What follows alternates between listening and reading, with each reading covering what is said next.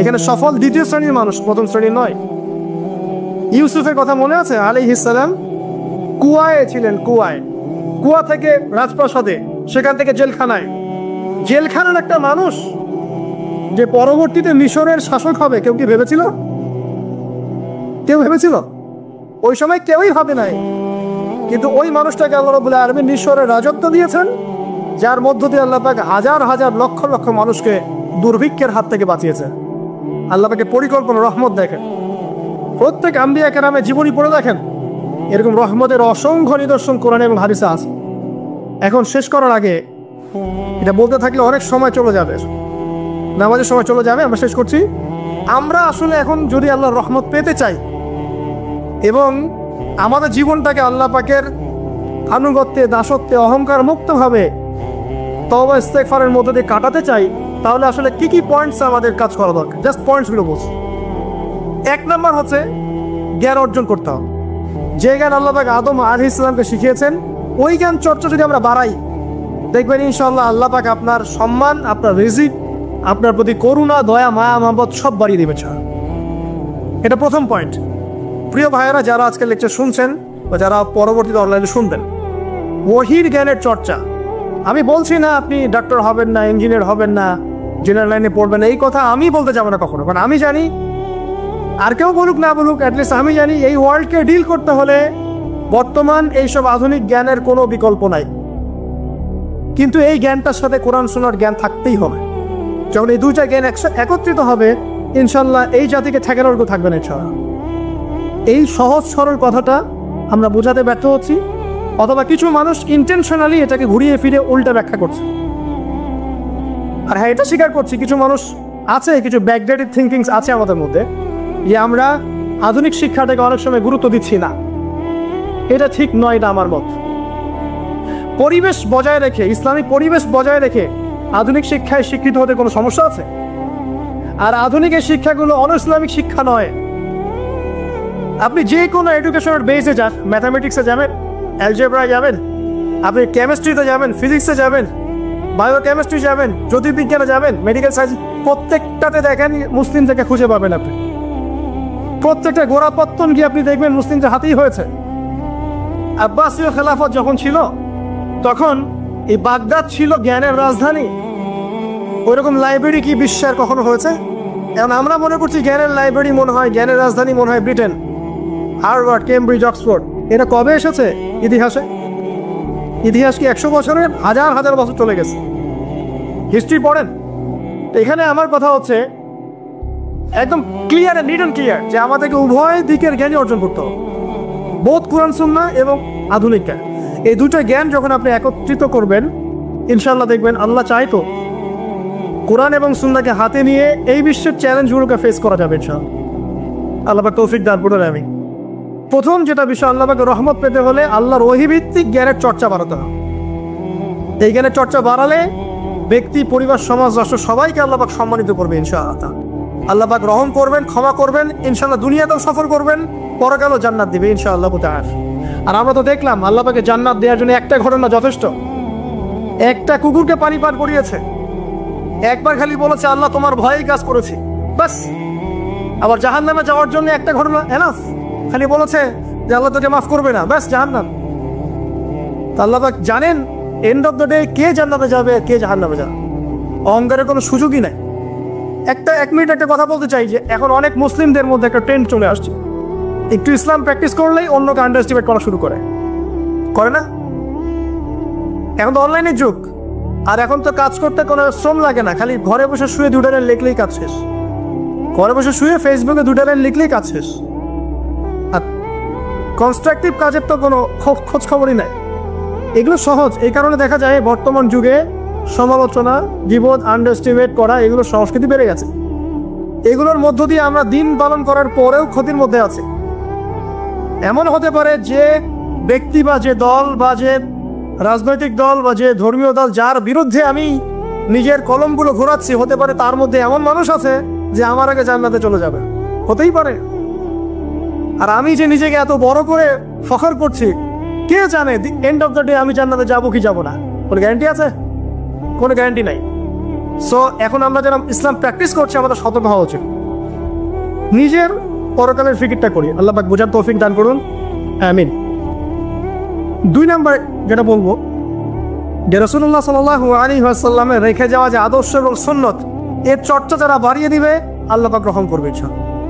সূরা আলে ইমরানের 31 নম্বর আয়াত পড়ে দেখেন, আল্লাহ পাক নিজে বলছেন, কুল ইন কুনতুম তুহিব্বুনাল্লাহ ফাত্তাবিউনি, হে নবী বলে দিন, তোমরা যদি আল্লাহর রহমত আর ভালোবাসা পেতে চাও তাহলে আমাকে অনুসরণ করো। আমাকে, যে বা যারাই নবী সাল্লাল্লাহু আলাইহি ওয়াসাল্লামকে অনুসরণ করবে আল্লাহ তার প্রতি দয়া করবে ইনশাআল্লাহ। শুধু দয়াই না, ইয়াগফির লাকুম যুনুবাকুম, তোমাদের সমস্ত গুনাহ আমি মাফ করে দেব। আল্লাহু গফুর রহিম। সুন্নতের চর্চা বাড়িয়ে দেই। শুধু তাই নয়, কেউ যদি নবী সাল্লাল্লাহু আলাইহি ওয়াসাল্লামের উপরে বেশি বেশি দরুদ শরীফ পড়ে, আল্লাহুম্মা সাল্লি আলা মুহাম্মাদ ওয়া সাল্লিম পড়তেই থাকে, দরুদ ইব্রাহিম বা সংক্ষিপ্ত দরুদগুলো, আল্লাহ পাক একবার দরুদ পড়লে 10 বার রহম করবে ইনশাআল্লাহ। যেই নবীর আদর্শ মেনে চললে আল্লাহ পাক ভালোবাসবেন, সেই নবীর নাম উচ্চারিত হলে দরুদ পড়লে আল্লাহ পাক রহম করবে ইনশাআল্লাহ। 4, সৃষ্টির সেবা করলে রহম পাওয়া যায়। আল্লাহ পাক বলছেন, তোমরা সৃষ্টির সেবা করো, মানবতার সেবা করো, জমিনবাসী যারা আছে ওদের প্রতি রহম করো, আল্লাহ তোমাদের প্রতি রহম করবে ইনশাআল্লাহ। 5, রহমত পেতে হলে আল্লাহর জিকির বাড়িয়ে দিতে হবে। আল্লাহর জিকির মানে সকাল সন্ধ্যা আল্লাহ পাকে যত জিকির আজগার আছে এগুলো ছাড়া যাবে না। চলতে ফিরতে অলওয়েজ আল্লাহকে ডাকতে হবে, সুবহানাল্লাহ, আলহামদুলিল্লাহ, ওয়ালা ইলাহা ইল্লাল্লাহ, আল্লাহু আকবার, লা হাওলা ওয়ালা কুওয়াতা ইল্লা বিল্লাহ। যে কাজ আপনি করছেন ওই কাজের মধ্যেই জিকির বাড়াতে হবে। যে যত বেশি আল্লাহ পাকে জিকির করবে তার কলব তত জিন্দা থাকবে। যার কলব জিন্দা থাকবে, যার কলবের মধ্যে নূর থাকবে, আল্লাহ পাকের নূর তার কলবে আসবে ইনশাআল্লাহ তাআলা। 6, বেশি বেশি কোরআন তেলাওয়াত বাড়িয়ে দিতে হবে। কোরআন তেলাওয়াত যারা বাড়িয়ে দিবে, এই কোরআনের বদৌলতে আল্লাহ পাক তার প্রতি রহম করবে ইনশাআল্লাহ। আরো বলবো 7 নাম্বার, যে সালাত এর কোনো বিকল্প নাই। নবী সাল্লাল্লাহু আলাইহি ওয়াসাল্লাম ইন্তেকালের আগ মুহূর্তে বলে যাচ্ছেন, আসসালাত ওয়াসসালাত ওয়া মা মালাকাত আইমানুকুম, নামাজের যত্ন নিও, নামাজের যত্ন নিও, আর তোমাদের অধীনস্থ যারা আছে ওদের ব্যাপারে খেয়াল রেখো। নামাজ নাই ইসলাম নাই, নামাজ আছে তো ইসলাম আছে। তো নামাজের তাবেদারি যারা করে 5 ওয়াক্ত নামাজ ঠিকঠাক মতো করবে, ইনশাআল্লাহ অবশ্যই আল্লাহ পাক তাদের প্রতি রহম করবেন ইনশাআল্লাহ। আরো বলতে চাই তাহাজ্জুদের কথা। যারা একটু তাহাজ্জুদের নামাজে অভ্যস্ত হতে পারবেন, ওই সময়টা আল্লাহ পাকের রহমত নেমে আসে, বর্ষিত হয়। যারা তাহাজ্জুদের সালাতে অভ্যস্ত হবে আল্লাহ পাক তাদের প্রতি রহম করবে ইনশাআল্লাহ তাআলা। 9 বলতে চাই দিনই মেহনত বাড়িয়ে দেওয়া। যাদের ফিকির দিনকে নিয়ে, কিভাবে আমি দিন পালন করব, কিভাবে দিনের প্রচার করব, দিনের জ্ঞান অর্জন করব, এর প্রসার ঘটাবো, দিনটাকে মানুষের কাছে পৌঁছে দিব, এই ফিকির যাদেরকে তাড়িয়ে বেড়ায়, ইনশাআল্লাহ আল্লাহ পাক ওদেরকে এই জমিনে রহম করবে ইনশাআল্লাহ। আল্লাহ দাওয়াতি কাজ বাড়িয়ে দেন, দিনের ফিকির বাড়িয়ে দেন, ইনশাআল্লাহ তাআলা আল্লাহ পাকের রহমত পাওয়া যাবে ইনশাআল্লাহ। আরেকটা কথা আছে, 10 গিয়ে বলবো পিতামাতার খেদমতের কথা। পিতামাতার খেদমত এমন একটা জিনিস যেটা করলে পরে আল্লাহর রহমত নেমে আসে।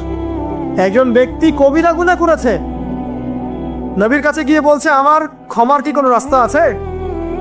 নবী সাল্লাল্লাহু আলাইহি ওয়াসাল্লাম বলছেন, তোমার মা কি বাসায় আছে, জীবিত আছে? হ্যাঁ জীবিত আছে, বাসায় যাও, তো মায়ের খেদমত করো, তোমার সমস্ত গুনাহ মাফ হয়ে যাবে ইনশাআল্লাহ। আপনার ওয়াইস কারণীর নাম শুনেছেন না? তাকে এত বড় মর্যাদা দেওয়া হবে কিয়ামতের মাঠে। এর পিছনে কারণ কি জানেন? সেই ব্যক্তি মাশাআল্লাহ তার মায়ের খেদমত করত। 3 বার বলেছেন নবী সাল্লাল্লাহু আলাইহি ওয়াসাল্লাম, আমাদের সবচেয়ে সেরা এবং ভালো ব্যবহার পাওয়ার অধিকার হচ্ছে মায়ের, তারপরে মায়ের, তারপরে মায়ের, তারপর বাবা। পিতামাতার খেদমত করলে আল্লাহ রহমত নেমে আসে। আর একজন ব্যক্তি বলছিল, আমার বাসায় তো মাও নাই ইয়া রাসূলুল্লাহ, আমি কি করব? তখন নবীজি বলছেন, তোমার কি খালা আছে? খালা বেঁচে আছে? খালা বেঁচে আছে, খালার খেদমত কর। এখনকার এই বিশ্বে দেখেন সম্পর্কগুলো কিন্তু ভেঙে যাচ্ছে। পিতা মাতা, ভাই বোন, আত্মীয় স্বজন, প্রতিবেশীর তো খবরই নেই। আমি তো জানি না আমার পাশের ফ্ল্যাটে কে থাকে। হ্যাঁ, অবস্থা এমন।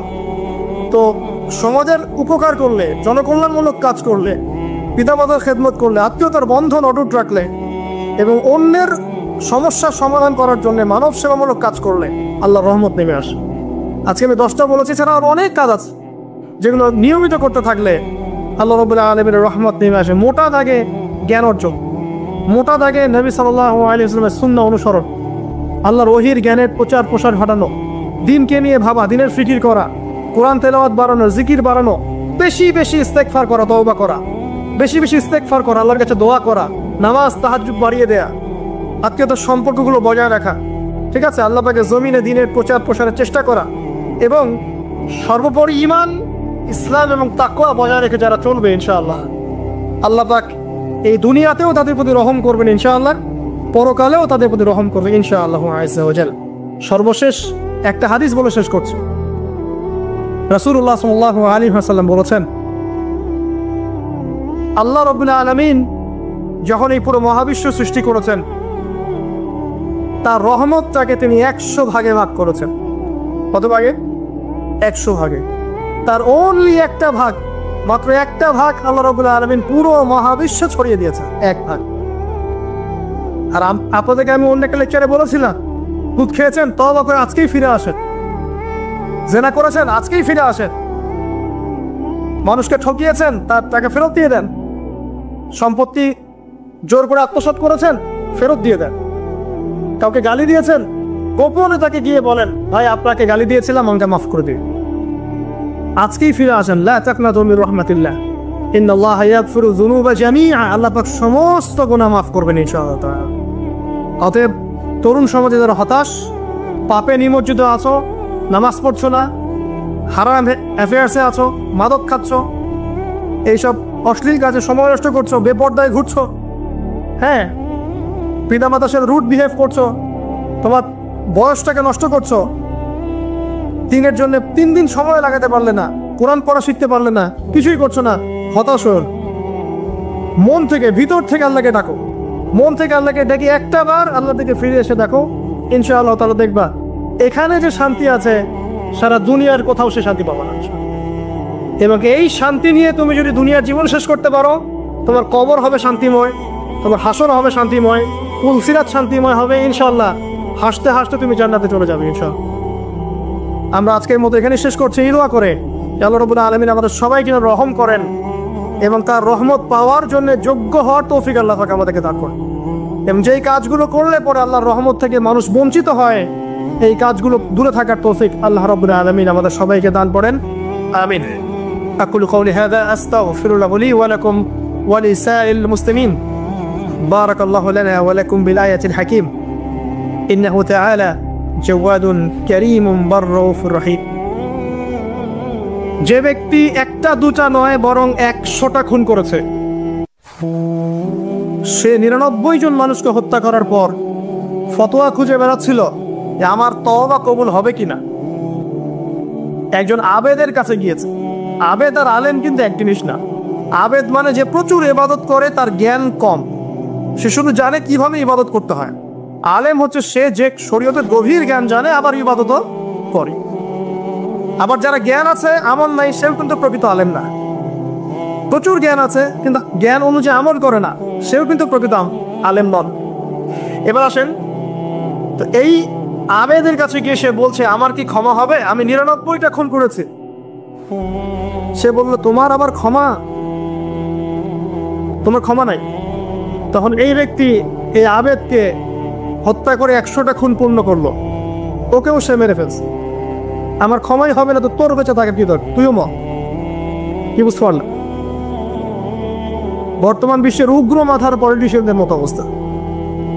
আমার দেশের সমস্যা, তোর দেশ পারমাণবিক বোমের উড়াই দিব, মানে এরকম একটা অবস্থা। তো আল্লাহ রাব্বুল আলামিন এই ব্যক্তির মধ্যে একটা চেতনা তৈরি করলেন যে আমাকে তওবা করতে হবে। সে তখন সার্চ করতে লাগলো আরো কোনো আলেম আছে কিনা। এরপর অনেক দূরে একজন আলেমের সন্ধান পাওয়া গেল। সে সেখানে গেল, তাকে গিয়ে বললো আমার কি ক্ষমা হবে। সে আলেম তাকে বললো হ্যাঁ তোমারও ক্ষমা হতে পারে, যাও তুমি ইস্তেগফার করো এবং এই এলাকা থেকে অন্য এলাকায় চলে যাও। মানে যে এলাকায় তুমি অনেকদিন ছিলে, যেখানে তুমি অনেক পাপ কাজ করেছো, এখানে থাকার দরকার নাই। তওবা করে তুমি অন্য কোথাও চলে যাও, নতুন একটা জীবন শুরু করো। এখানে থাকলে হবে কি, তোমার স্মৃতিগুলো তোমাকে তাড়িয়ে বেড়াবে এবং মানুষ তোমাকে খারাপ নজরে দেখতেই থাকবে, তুমি তখন কষ্ট পাবে। এই জন্য তুমি চলে যাও। তো চলে যেতে যেতে সে রাস্তায় ইন্তেকাল করে। এবার তার রূহ নিবে কে? এই জন্য দুদল ফেরেশতা আসছেন, জান্নাতি এবং জাহান্নামী। তাদের মধ্যে বাক বিতর্ডা হচ্ছে কে রূহ নিয়ে যাবে। তো জাহান্নামী ফেরেশতারা বলছেন সে এতগুলো খুন করেছে, তার রূহটা আমরা নিব। আর জান্নাতি ফেরেশতারা বলছেন না, সে তওবা করতে এসেছিল, অতএব সে আল্লাহর অভিমুখী হয়েছে, তার রূহটা আমরা নিব। আল্লাহ পাক এখানে একটা কৌশল করলেন। আল্লাহ পাক ফেরেশতাদেরকে বললেন, তোমরা রাস্তাটাকে পরিমাপ করে দেখো, যেদিকে যাচ্ছিল তার পরিমাপ বেশি নাকি যেখান থেকে এসেছে ওর পরিমাণ বেশি। আল্লাহ পাক জমিনকে আদেশ করলেন, হে জমিন তুমি প্রশস্ত হয়ে যাও। এবার পরিমাপ করে দেখা গেল সে তওবার দিকে আসছিল, এর পরিমাণটা বেশি। এই একটা কাজের ওসিলা আল্লাহ পাক তাকে মাফ করে দিলেন। মনে রাখবেন, এটা মৌখিক বিষয় ছিল না, সে মন থেকে ভিতর থেকে কিন্তু সে আল্লাহর প্রতি অনুগত হয়েছিল। এই মনের বিষয়টা আল্লাহ ছাড়া কেউ জানে না। আপনি দেখতে পারেন সমাজে অনেকে দাড়ি টুপি পাগড়ি জুব্বা সব লাগিয়ে ঘুরছে, তো বিশ্বাস করেন তাদের মনটা এমনও হতে পারে যে জানোয়ারের চেয়েও কুৎসিত, এমনও হতে পারে। আবার আপনি দেখবেন সমাজে এমন অনেক মানুষ ঘুরছে যারা হয়তো অনেক পাপে লিপ্ত মনে হচ্ছে, কিন্তু মনের মধ্যে সততা আছে। আর যার মনের মধ্যে সততা আছে, আল্লাহ বা কোনো না কোনো দিন ইনশাআল্লাহ তাকে হেদায়েত দিবেন। এটা আমরা আমাদের অভিজ্ঞতা থেকেও দেখেছি। এমন অনেক মানুষকে আমরা দেখেছি যে ড্রাগ অ্যাডিক্টেড ছিল, মিউজিক করেছে, হারাম সম্পর্কের মধ্যে ছিল, নামাজ ঠিক মতো পড়ে নাই, কিন্তু যখনই আল্লাহর কথা আলোচনা হতো দেখতাম সে খুবই শান্তভাবে মন থেকে কথা শুনছে।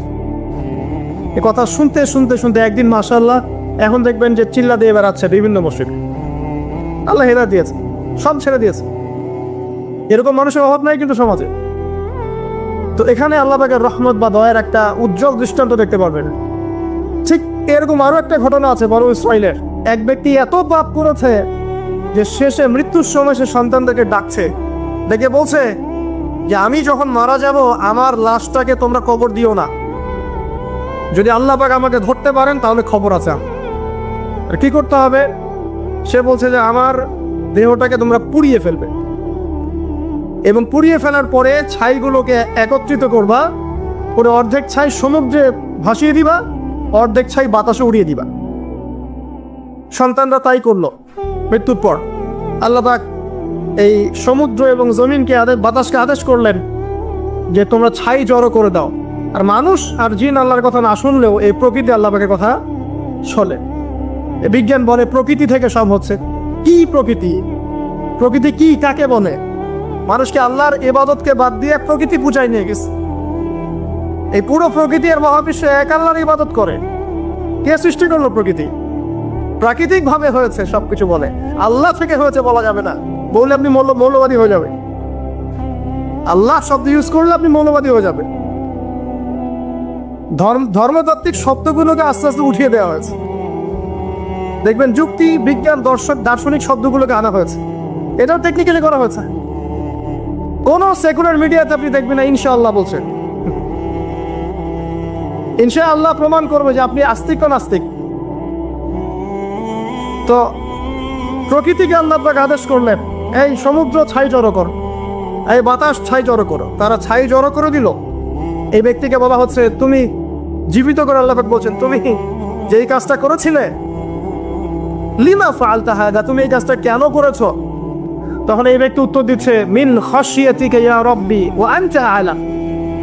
হে আল্লাহ, আমি আমার বুঝে যা এসেছে আপনার ভয়েই আমি এই কাজটা করেছি, আর আপনি খুব ভালো করে জানেন যে আমি আপনার ভয়ে করেছি নাকি অন্য কোনো কারণে করেছি।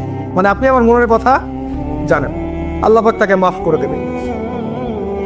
আপনাদেরকে আমি সেই ব্যভিচারী মহিলার কথাও মনে করাই, যে ছিল একজন প্রস্টিটিউট মহিলা, পতিতা, যেটা আমরা বলি সমাজের ভাষায়। যদি এখন নতুন শব্দ এসেছে সেক্স ওয়ার্কার বা যৌনকর্মী, এবং এগুলোকে আমরা এখন প্রমোট করছি। আমরা এখন অশ্লীলতাকে প্রমোট করছি।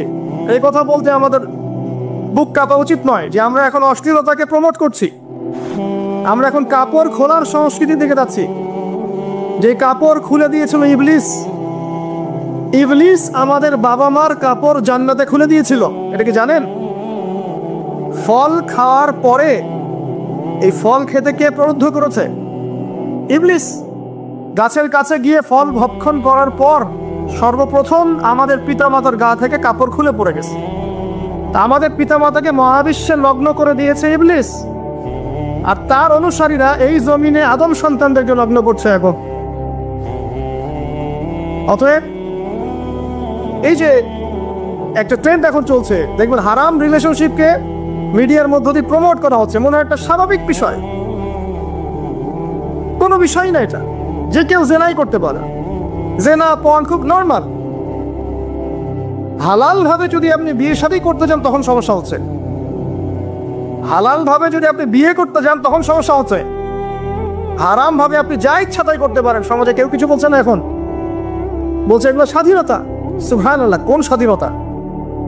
স্বাধীনতা বলে কোনো শব্দ নাই মহাবিশ্বে। এই পুরো বিশ্বের সমস্ত মানুষ আল্লাহর অধীনে পরাধীন। এই বিশ্বে যত মানুষ বসবাস করছে এখন, এরা কেউই স্বাধীন নয়, না কেউ স্বাধীন ছিল, না আছে, না থাকবে। সবাই আল্লাহ পাকের দাসত্বের অধীনে পরাধীন। স্বাধীন সেই এই পৃথিবীতে যে ব্যক্তি শয়তানের তাবেদারি করে, ও নফসের তাবেদারি করে, ও তো স্বাধীন, যা ইচ্ছা তাই করতে পারে। এই যে অশ্লীলতার প্রমোটিংটা চলছে, এটাকে পারিবারিকভাবে বন্ধ করতে হবে। আল্লাহ পাক আমাদেরকে বোঝার তৌফিক দান করো। এগুলো যত বাড়বে সমাজে মহামারী আসবে, দেখে নিয়ে মহামারী আসবে, দুর্ভিক্ষ আসবে, সমাজে এমন সব রোগ ব্যাধির জন্ম হবে যেগুলোর নামও শোনে নাই মানুষ কখন, এবং সামনে ভূমিধস অপেক্ষা করছে, এগুলো আসবে। যাই হোক, ওই মহিলা, যে ব্যক্তি একজন যৌনকর্মী ছিল, বা যেটা আমরা বলি ব্যভিচারিণী মহিলা ছিল, একটা কুকুরকে দেখেছে সে পানি পান করার জন্য তৃষ্ণার্ত, সে এটাতে মায়া করে দয়া করে তার মোজাটাকে নামিয়ে এই কূপ থেকে পানি উঠিয়ে কুকুরকে পান করিয়েছে। এই একটা কাজের বদৌলতে আল্লাহ রাব্বুল আলামিন এই ব্যভিচারী মহিলাকে মাফ করে জান্নাত দিয়ে দিয়েছে। হাদিস এটাও এসেছে, নবী সাল্লাল্লাহু আলাইহি ওয়াসাল্লাম বলেছেন, ইরহামু মান ফিল আরদ, তোমরা সবাই জমিনবাসীর প্রতি রহম করো। জমিনে মুসলিমই থাকতে হবে, তাদের প্রতি রহম করতে হবে এমন নয়, জমিনবাসী যারাই আছে সবার প্রতি রহম করো, জাতি ধর্ম বর্ণ নির্বিশেষে, এমনকি পশু পাখির প্রতিও দয়া করো। ইরহামু মান ফিল আরদ, জমিনে যারা আছে সবার প্রতি রহম করো। ইয়ারহামুকুম মান ফিস সামা, যিনি আসমানে আছেন তিনি তোমাদের প্রতি রহম করবেন ইনশাআল্লাহ।